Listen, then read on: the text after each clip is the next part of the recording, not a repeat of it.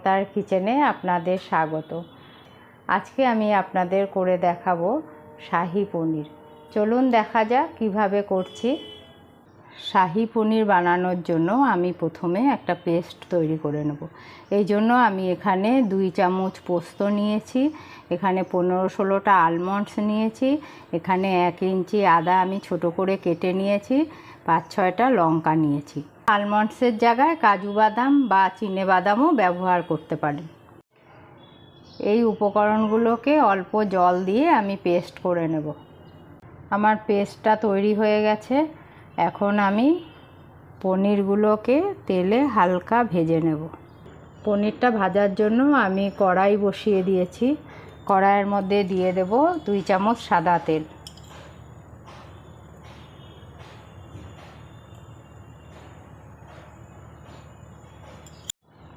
তেল গরম হয়ে গেছে, এখন আমি পনিরগুলোকে ছেড়ে দেব।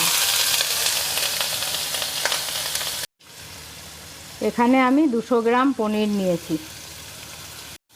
পনিরগুলো হালকা করে ভাজা হয়ে গেছে, এখন আমি একটা প্লেটে তুলে নিচ্ছি।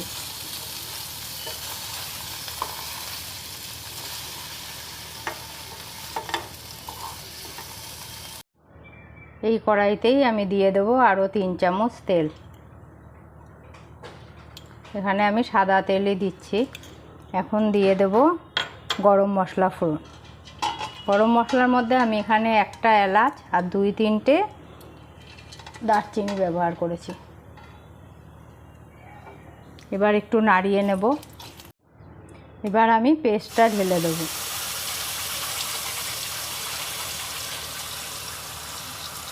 পেস্টটা দিয়ে আবার নাড়িয়ে নেব। পেস্ট করা পাত্রটা ধুয়ে একটু জল দিয়েছি। এখন আমি এটাকে ভালো করে নাড়িয়ে নেব। আঁচটাকে আমি লো ফ্লেমে রেখেছি। আমি এর মধ্যে এখন দিয়ে দিচ্ছি অল্প একটু শুকনো লঙ্কার গুঁড়ো। এখন দিয়ে দেবো আন্দাজ মতো নুন।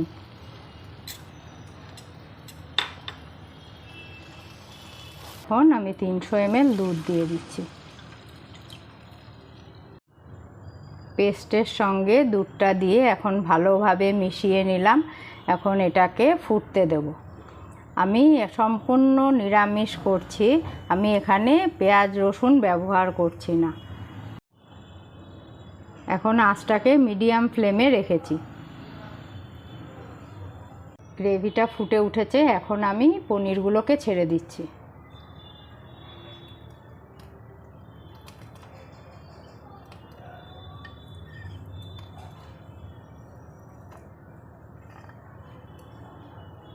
পনিরটা দিয়ে আমি 2-3 মিনিট ঢাকা দিয়ে রেখে দেবো। 3 মিনিট হয়ে গেছে, আমি ঢাকনাটা খুলে নিচ্ছি। অল্প একটু চিনি দিয়ে দিচ্ছি। চিনিটা দিয়ে আমি একটু নাড়িয়ে নেব। চিনি একটু দিলে টেস্টটা খুব ভালো আসে। এখন আমি এর মধ্যে কসুরি মেথি দিয়ে দেবো। একদম শেষে দিয়ে দেবো 1 চামচ বাটার। আমার শাহি পনির তৈরি। এখন আমি গ্যাসটাকে অফ করে দেবো। দেখুন আমার শাহি পনির তৈরি। এটা দেখতে যেরকম হয়েছে খেতেও কিন্তু দারুণ হয়, সব কিছুর সঙ্গে খুব ভালো লাগে। নানের সঙ্গে তো অসাধারণ, একদম জমে যায়। আপনারা অবশ্যই ট্রাই করবেন। শাহি পনিরের রেসিপিটা অবশ্যই ট্রাই করে দেখবেন। এটা নানের সাথে খেতে খুবই ভালো লাগে। আজকে এখানেই শেষ করছি। নেক্সট দেখা হবে অন্য কোনো রেসিপির সাথে। সুস্থ থাকবেন, ভালো থাকবেন।